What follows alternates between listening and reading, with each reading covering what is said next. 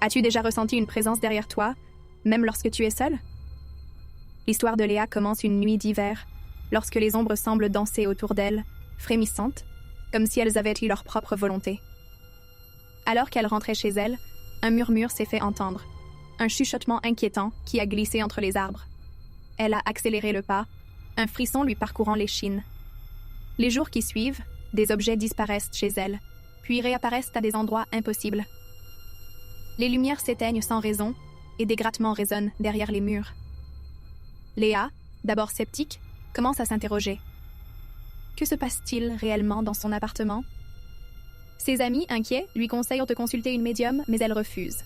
Un soir, alors qu'elle regarde sa série préférée, un visage apparaît brièvement à l'écran. Un visage qui n'est pas le sien. Terrifiée, elle sait qu'elle ne peut pas rester seule.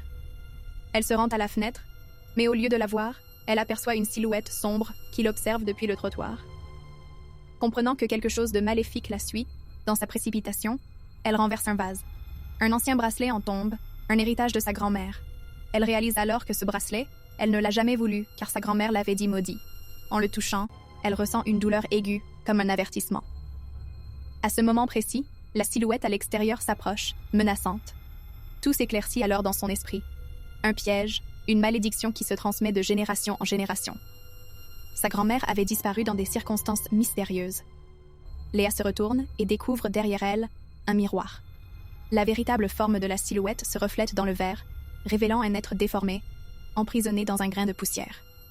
Et juste avant de crier, Léa réalise qu'elle est maintenant celle qui est piégée.